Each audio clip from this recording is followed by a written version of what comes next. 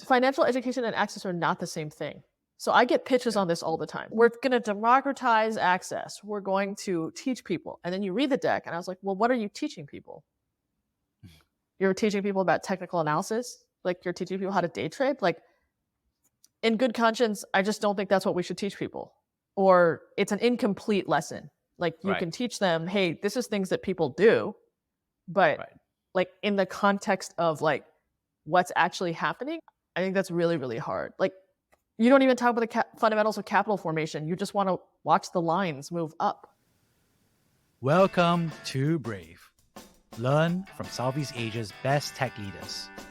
Build the future, learn from our past, and stay human in between. No BS on success. I'm Jeremy Au, venture capitalist, serial founder, Harvard MBA, science fiction nerd, and dad of 2 daughters. Every week, we debate startup news, interview changemakers, answer listener questions, and share personal insights. Join our movement of over 20,000 members and get transcripts, resources, and community at www.bravesea.com. Poland is a private B2B liquidation marketplace.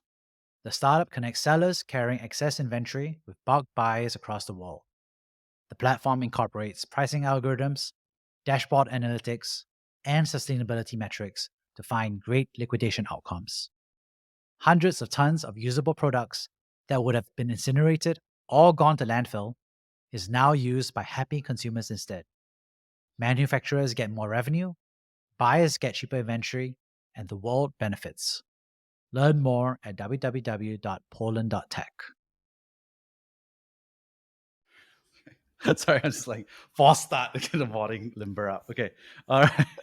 It's like that's not exercise, stretch. Jeremy. It is not exercise. I try to be. Okay, morning, Shiyan. Good morning, Jeremy. Well, you look much more rested compared to the crazy around the world flight you took before last week's session. I go to Manila tomorrow. So. Ooh. And we just saw the Endeavor team. We saw Manny Ayala, right, from the Philippines. Shout out to Manny for tuning in sometimes to our show. Yeah, it's crazy now to have all these in-person events, and then people come up to you and you're like, I watched the show, and I'm always like kind of shocked. No offense, Jeremy. You're like, boo! This is our deep dark secret. It's like I thought it was just me and Jeremy talking to each other, but apparently other people listen in. And I think we just saw this incredible event that the Endeavor team was held, right, in Singapore for the matching event between investors and startups. I thought it was just nice to see, obviously, in-person return. But I think they've always done a great job kind of like organizing everything in terms of how they match investors to folks. They focus on in-person. They focus on the right, format and the right setting. So I think they do a really, world-class job. Yeah. And I had a lot of fun. My only complaint was I got to the buffet line too late, and so I didn't get any proteins. It was just all rice. But it was so good. The conversations were good. Rookie move, Jeremy. Rookie move. I gotta get to the buffet line first, then have chats. Not the other way around. Chats first. Well, you have to eat before you start drinking. That was actually most surprising. I was like an hour into the event. I was like, is there water anywhere? It was hidden. They kept coming around and trying to like fill my wine glass, and I was like, no, I need to drink water. And it was hidden behind. Yeah, you had to go all the way out, hook left, find yourself a mug, and then it was like they were trying to disincentivize water from being an event, which is why the event was so good, right? I guess.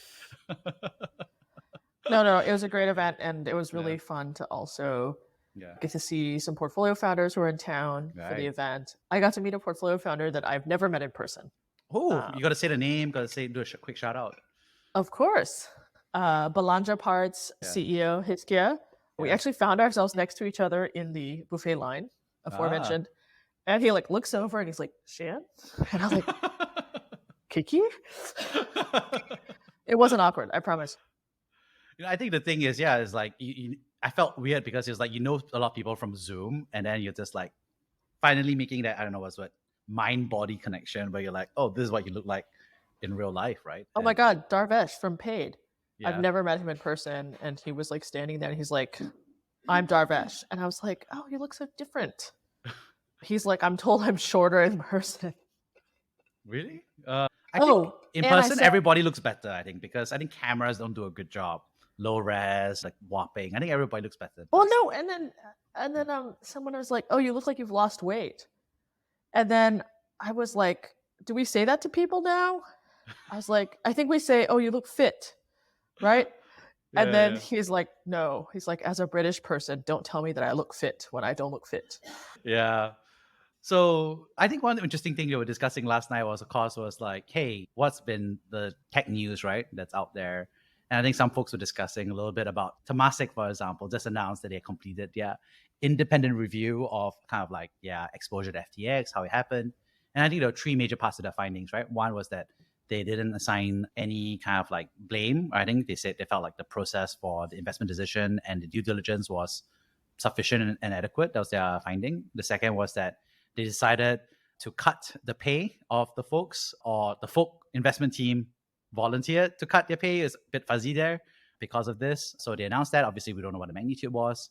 And then the third thing was that they announced that they were going to do a cap of 6% on early stage investments moving forward in order as a response to that, right? And obviously this was picked up not just in local news. I was reading this on BBC, NPR, everybody, because it's just kind of like an adjacency to the SBF show of FTX, right? So yeah, I want to kind of like take a pause here, Shiyan. What do you think? I mean, I think there's a couple different threads we can pull on here, right? Which is like, I think as a sovereign wealth fund, it can be hard to operate in the public eye because it's like, it's grandma's money, right? And so it has this quality of like, is it being well managed? Are people fulfilling their fiduciary responsibilities? Yeah. And I think there's this aspect of like, hey, like, don't lose grandma's money. Okay. So I think that's Yeah, like 100%. item one. Political then- loser. Lose Yeah. grandma's money. Yeah.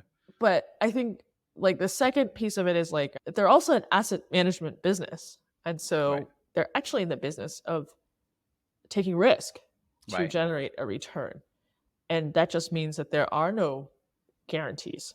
Like Right. in order for them to do their job well, particularly at the early stage, they have to take risk. Otherwise, they are by definition capping their returns. Right. And I think that's probably a harder argument to communicate politically. Right. And so I think, do you sort of tell your citizens like, hey, this is kind of part and parcel of what we're going to do? And maybe that's a nod towards that, right? Because they say, hey, we're going to cap our exposure at 6% of the total fund. And I think, when the news first, they tried to do the thing that Sequoia and everyone else did, which was like, hey, this is only 0.0000, like very small percentage of my total portfolio. Like on a portfolio basis, it doesn't matter. But of course, because it is like public funds, that just doesn't work as well as telling your LPs that. Right. Right. And so it seems like there's still a gap in communication or education, which is like, hey, we are going to take risks with public money. Right. But at a portfolio level, this is kind of what we expect the set of returns to be. But that does mean that there can be individual investments that will fail.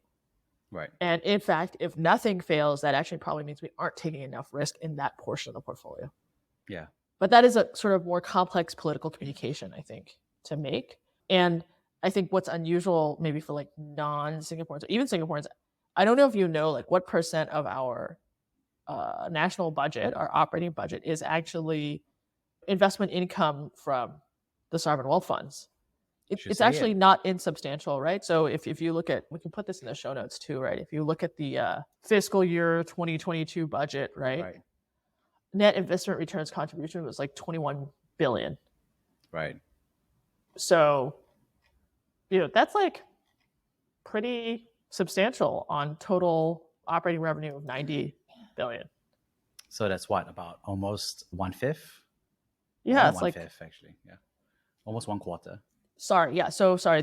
We ran a slight deficit last year, but I think this is the tail end of the COVID expenditure. So total expenditure was 106 billion, and the investment contribution was 21 billion. So yeah, it's huge.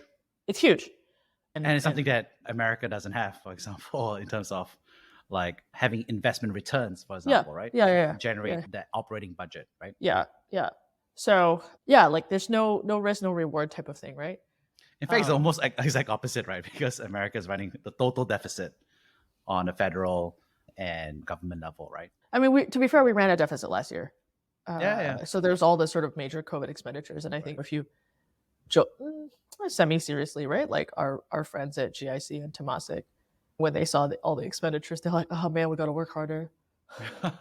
We have to put more money back into the system. I think they do a great job actually in aggregate over the long term. I think they've done a good job shepherding, I think, the reserves, shepherding investment returns. And I think there's a very strong dynamic where I think they're using that investment and ownership income, right, and dividends to kind of like fund the rest of the budget. But I think it's not an uncommon problem for sovereign wealth funds, right, and government-linked funds to have this issue, which is, like you said, the communications of it, right, which is that the goal is to make that 10, 20% net IRR over the medium to long term. But in the short term, you're going to take hits, right? And I think that's where I think venture capital and the startup ecosystem is a very difficult by itself, I think, category to digest, right? Because I think if you do a public markets investment, good or bad, day to day, so on and so forth, market to market, there's something you can do there, right? But you're not going to slide to zero straight away, so on and so forth. Private equity, I think there's obviously a set of decisions. There's a lot of levers you can pull, the returns. We all know, and we talked about it at last week's episode, is like venture capital as asset class is very risky, right? And so you have 1 out of 20 that's a home run if you're an above average VC, and 19 out of 20 duds, right? And effectively they go to zero, right? And some are going to land the plane gracefully, some of them will land the plane very roughly, and some of them will just crash, right? And I think this asset class by itself is not, I don't think it's just Singapore problem. I think it's just, if you have a public accountability piece where you're, in some ways, your investor is not institutional, but it's a retail investor base. Now, technically, obviously, we know Temasek and GIC, there's institutional investors called the government, right? But in some ways, the end customer, grandma's son, money, and grandma's grandchildren, like all of them all on. Yeah, but the power law is actually quite hard to wrap your head around. I mean, I barely wrap my head around it all the time either, right? Because you're making the decision day to day. It's hard. It's actually a hard thing. But I don't know. I feel like I don't think it's politically feasible. It's like, can you go out there, you just say like, okay, we're going to make 20 investments and 19 of them are going to go to effectively zero from a returns perspective and one will do well. Well, but that's not even the math, right? That's not even the math. We're going to make 20 investments in 6% of the portfolio. True, but I think from a press perspective, the press has an obligation to also like not be lame, right? There is explanatory responsibility. Like I don't think we should treat our citizens like idiots. I think we should treat them as like smart, capable people, and we're gonna explain it. Like, yeah, it isn't a soundbite. Like you have to actually like sit there and like do a little bit of math, but it's not hard math. Yeah, and it's 6% of the portfolio, and the rest of the portfolio is in like more traditional like bonds or infrastructure projects or things that are more like yield like types of properties, but it's a hard thing, right? And it's not about like, part of it's like what you do, but the other part of it's like, well, how do you talk about what you did so that people can feel confident in what's actually happening?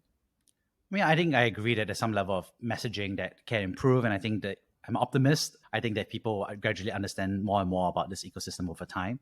But I think, honestly, I think that the tricky part is just like the naming, right? Because FTX, I mean, is just going to be all over the news for the next 1 year, right? Saying back, SBF has been, he did a Liar's Poker, classic, right? Big Short, some great books that turned into movies.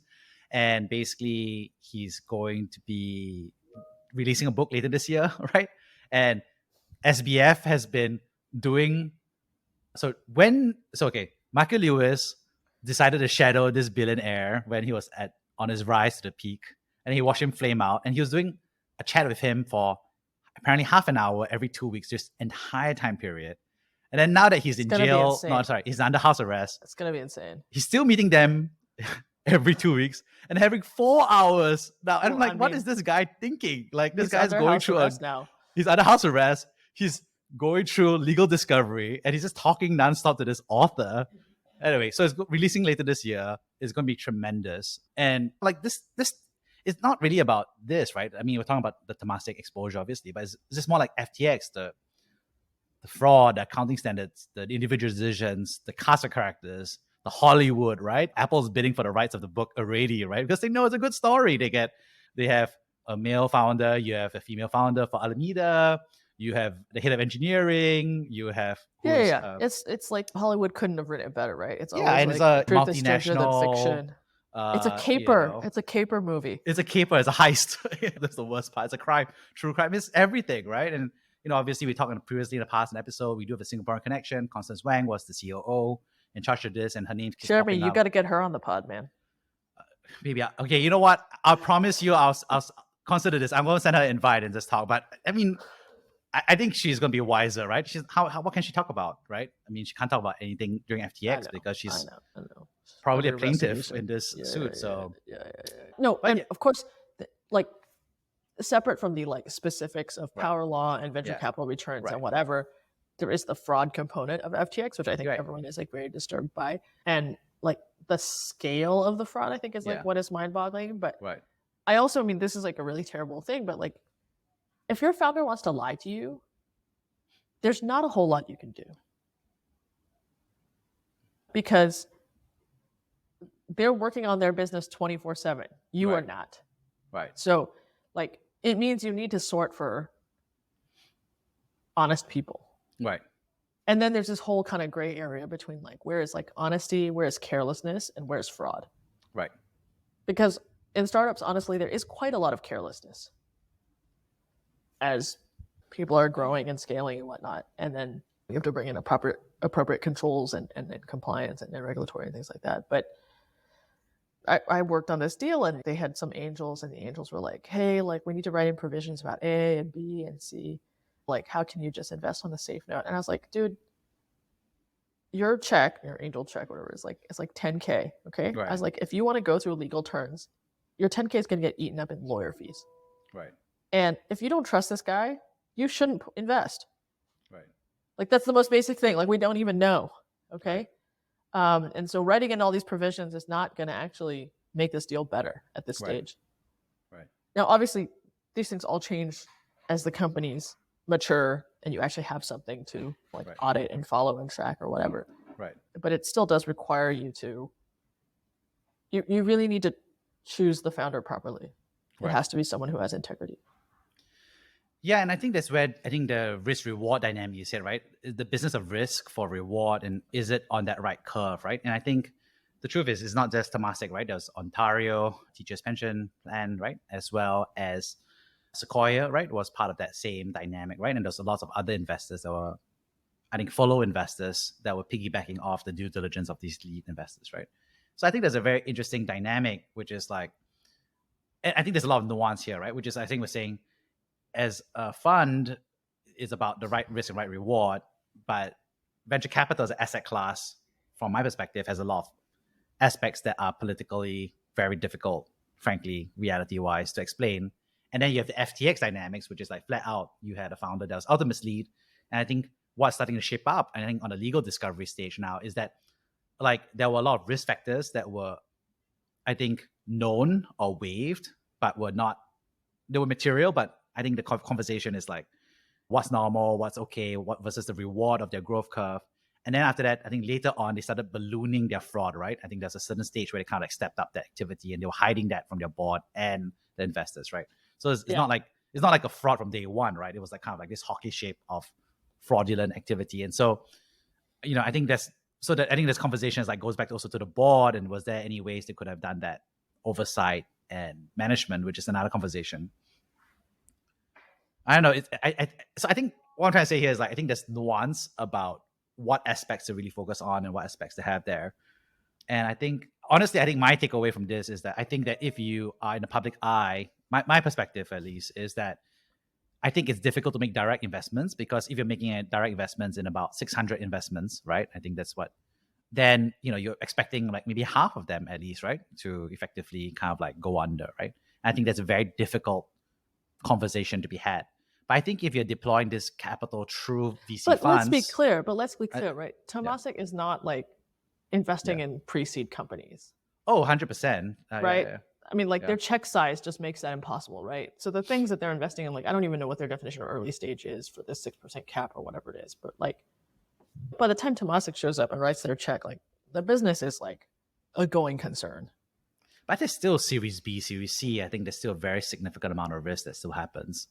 So it's just difficult. I mean, I think we saw the Ant Financial, right, kind of stake that was taken. And then there was like a political correction, right? So they weren't allowed to list, right? And that turned out to be very problematic for a lot of investors. Although now I think it's going to happen, right? Yeah, but I think the valuation is quite different now that they're going to split up the whole units into different parts. It's quite clear the regulators are going to manage their profitability moving forward. So I think all I'm just trying to say is that this asset class, I think from a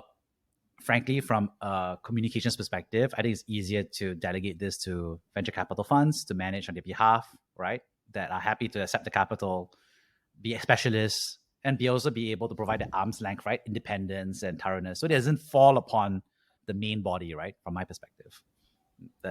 So your argument is that to avoid public scrutiny, they should just do fund-of-fund investments. I think like you said, I think they should be clear that they invest in early stage. Let's just focus on what we're good at, right? And let's have some experts who are doing that. And fund-of-fund investments are very normal, and it's the strategy for lots of LPs and capital allocators, right? I'm just saying that it's just, I don't say that.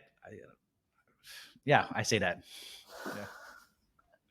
And I think at the end of the day, it's about performance over on a 10-year time period, right? And I think that's the thing that we should really be focused on, right? The individual investment, like you said, there are going to be incidents.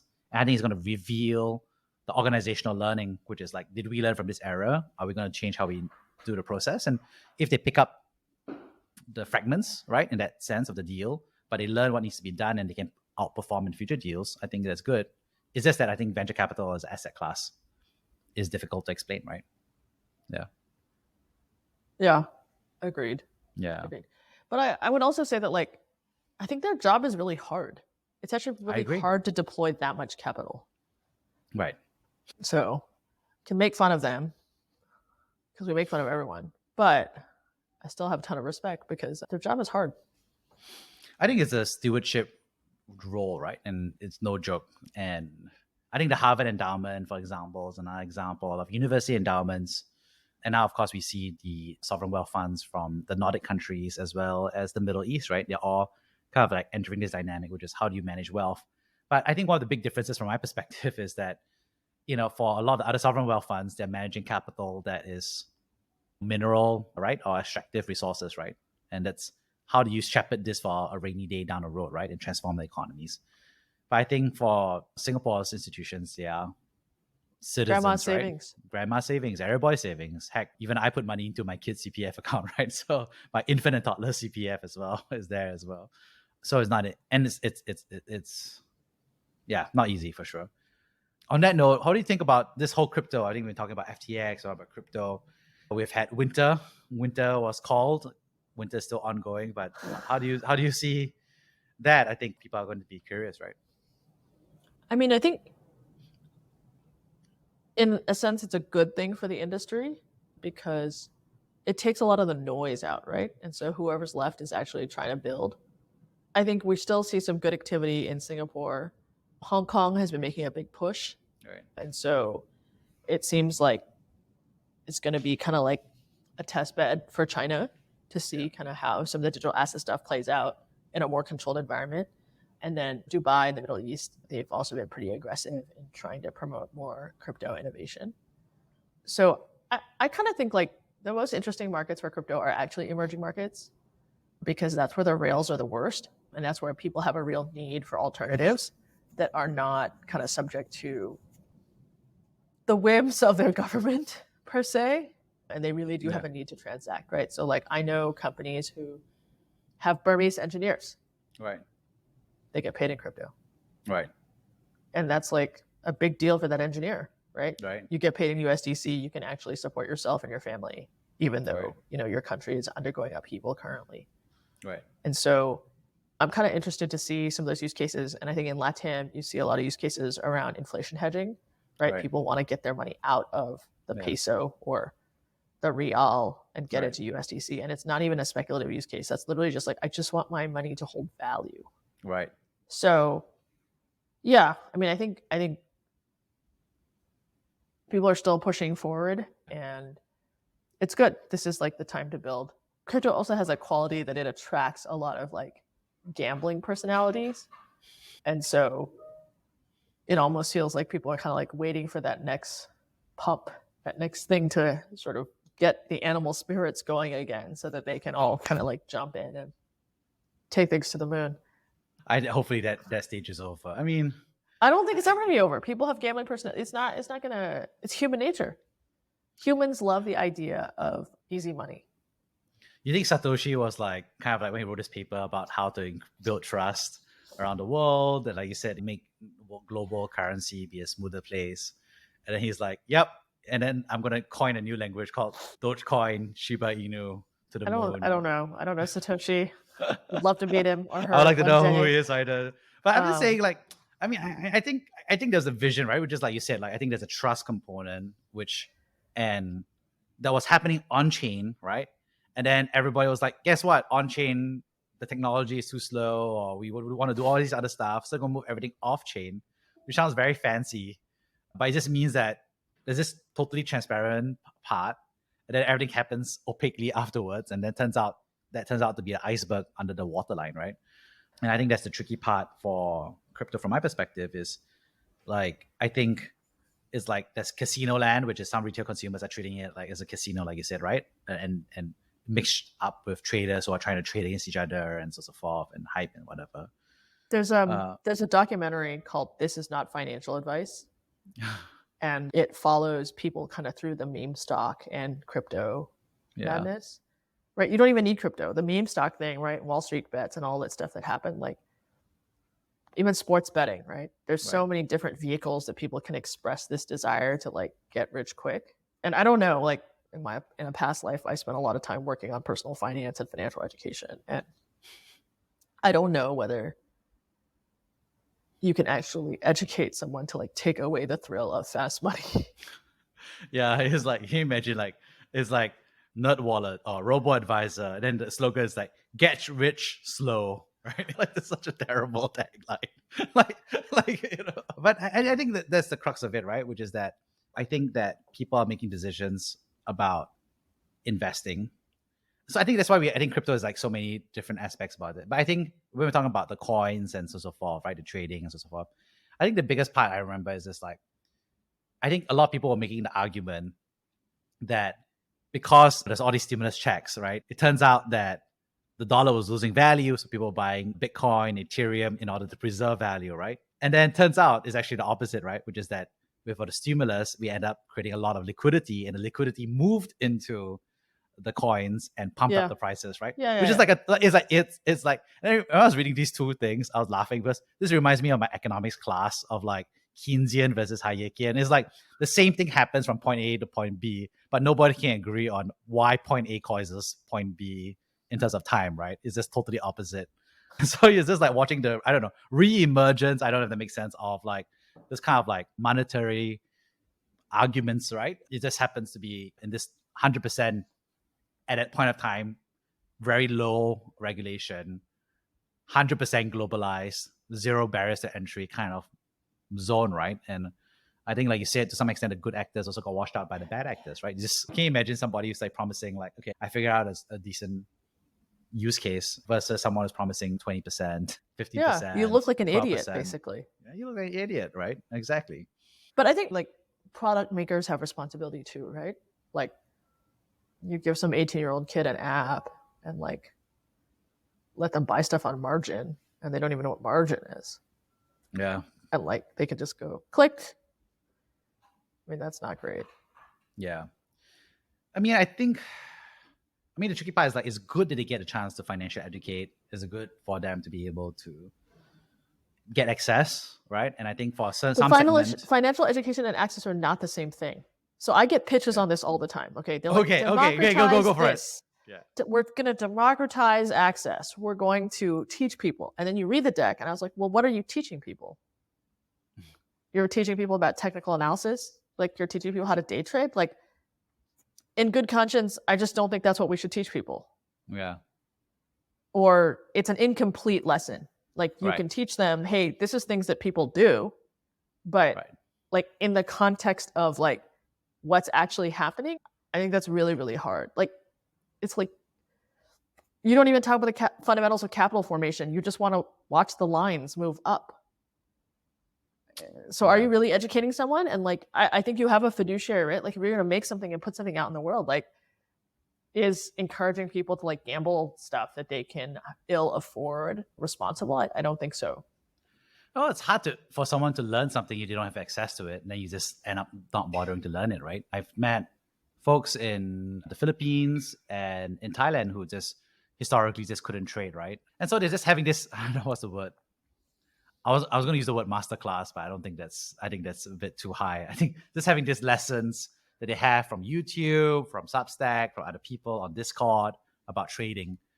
And I don't know, it's a kind of an interesting debate, right? In my head, it's like, well, it's super scary to watch them because like I don't have conviction myself, and it takes so much time and effort. There's so much sharp players with inside information and their approach and so forth. I don't know, it's hard, but it turns out people can now work from home, right? And day trade, right? And I think like 10 years ago, I ran, like we did all these like marketing experiments to try to like drive traffic to the website. And I ran a personal finance contest called So You Think You Can Finance, play on So You Think You Can Dance. And it was a sort of 4-week competition where contestants had to like do a like personal finance task each week. And then people would vote and someone would win $1,000. It's not a lot of money. And we had a college kid who basically his whole sort of thing was he was going to put all his money into Zynga. Okay. And like, you know, people would counsel him and like explain to him like why it wasn't a good idea to put everything into a single stock, especially like a pretty like volatile tech stock. But he was like convinced. And so it made me think that like sometimes you actually can't teach anybody anything until they lose money. But that's exactly the point, which is that when you have excess, you lose a bit of money. But it's sort as long of like, as long as there's no leverage. Yeah, yeah. As long as there's no leverage, I think. Yeah. And again, I will say this: I'm happy to be on the record.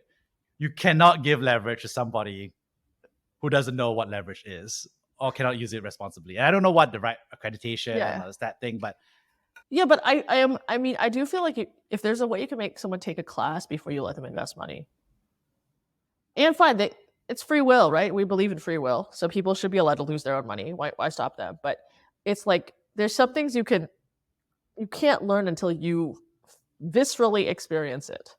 Right. And so then the question is like, can you learn it in a way that isn't deathly? Yeah. Like, right? Or put you in such a big financial hole that's like really hard to recover from. I mean, I think that's what accredited investors are for, right? The accreditation component where you say. But the accreditation is just that you have enough money to lose. Like it's a proxy. That's the bar, right? Yeah, because you don't want people who you don't want people to lose what they cannot afford to lose, right? Because it eats into food, it eats into rent, it eats into energy, right? It eats into education, right? It eats into healthcare, right? When you're at that stage.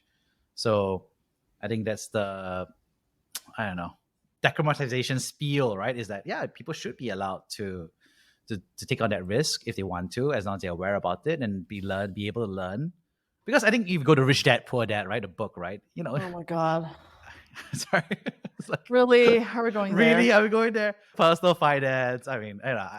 Actually, I'm going to, my dream is I will have like a personal finance curriculum for kids. Yeah. But it'll be like a learning by doing. Learning by doing. And they wouldn't be allowed to use it do day trading unless they use one of these democratization apps. Well, I think you need to learn about like what causes day trading. Right.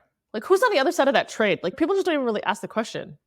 Robots, full-time people working together, as well as the central bank.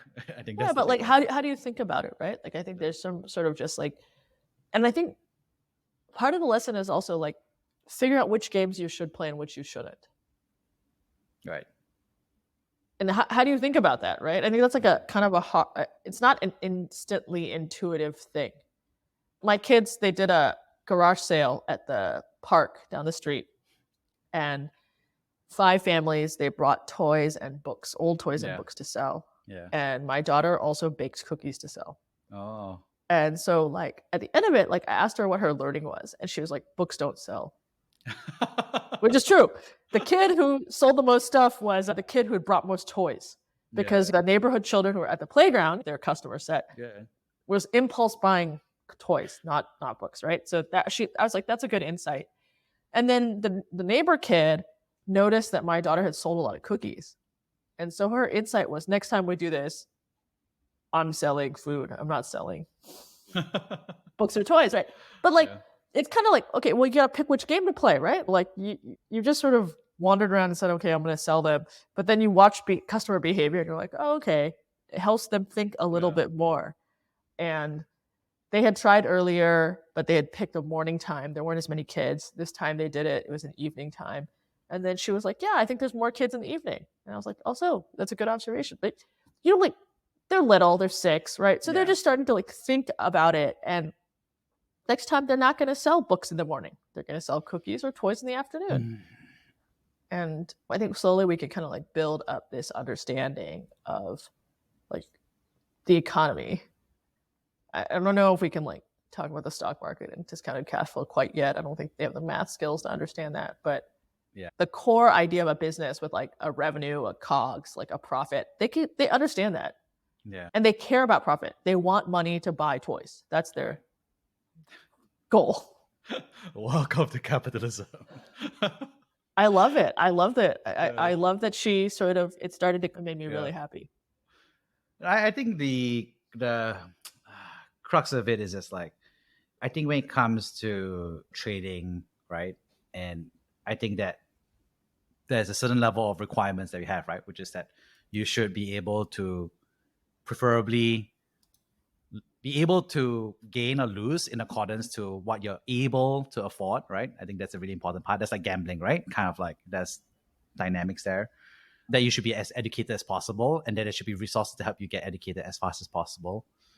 And I don't think you should be a minor, right?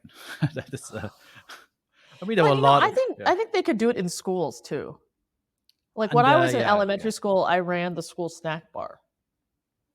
Well, I mean, but the snack bar is different from trading, right? Yeah. But like, you got to start somewhere, right? You don't jump straight into trading. Secondary school stocks trading club. Actually, I did go to a stocks trading competition, actually, inter-school, actually. Did you really? Did they teach you anything before? Or they were just like, hey, pick some tickers. Let's see what happens. Yeah, so I mean, we didn't have much, but we would pick some tickers. But see, that doesn't achieve the goal. The goal is you actually have to like think about how the thing works. Yeah, anyway, all I'm going to say is that what I learned was I identified a really good opportunity. And I think it was like a certain number of rounds, and then things would move up and down. And then the game was supposed to end after a certain number of rounds. I knew that. But I didn't get that in the sense that I think I identified like maybe 1 or 2 rounds before the end of the round that these stocks were going to do really well. And so I made a decision with the team to kind of buy. But like, on what time horizon? So 2 more rounds. I don't know what the rounds were. I don't recall. It was anyway. I'm just gonna say that we were the lead. We were doing really well, and it turns out that pop didn't happen till like supposedly the round after that, right? And so we crashed out. And but see, this is poorly designed, right? Because it's not actually teaching you anything, but it could. But the problem is the time scale. It's like, well, over what time scale can a kid understand this? Like, you need like years. Right? And I know kids don't have a multi-year like attention span. I know. I was trying to go for that Warren Buffett buy and hold strategy, but turns out the school needs to end the competition by a certain point of time, so they needed momentum investing. We had one, and I asked my parents, and my dad is like, Philip Morris. People always smoke. It's called addiction. So I went to school and I was like, I want to buy Philip Morris. And the teacher was like, no, it's a vice like stock. You can't buy it. And I was like, this is what my dad told me to do. It's not clear what I learned out of that exercise either. So like, I'm not sure we achieved the goal. Yeah. But in any case, I think there's like a huge gap in entrepreneurial like kids education that is very experiential. It can be like really fun. Yeah. I think what we're trying to say here, what I'm kind of getting away from this is, we're so off our tangent. I don't even know what this topic is anymore. I think we're just talking a little bit more about like the concept of democratizing finance, right? I think there's a lot of tension there, right? And I think that's what Robinhood kind of like ran into, right? Which is, I think they had this conversation they had, which was like, hey, we'll open up access to everybody.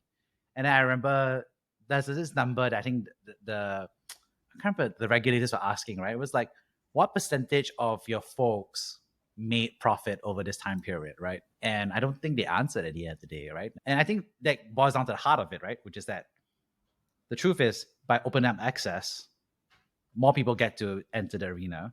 And out of the arena, a small percentage will be able to do well and to, because they learn and so forth. And a lot of people will not do well, right? And so what's the net gain to society in that scenario of democratizing access to financial instruments, right? You can focus on that chunk of people who did have eventual upside, or you can focus on a chunk who lost money, right? The longer group of people, right? Yeah, I mean, that's a hard one. Yeah. Because the accredited investors, so on and so forth, they can continue to trade. They already are trading. I mean, I think if you did the math right, if everyone just sort of like bought the S&P and didn't touch it for 10 years, they would all make money. Like I said, get rich slow is such a boring 10 years. 10 years to have return. I mean, this actually goes back to CPF and all the. Yeah. It's just like, how do you maintain your principal without losing the nut right here, but continue having consistent returns over that time period in both the bull markets and the bear markets and the macro and the global situations? Yeah, but that's why But that's why we go back to this. Like the fundamental is how does capital formation happen?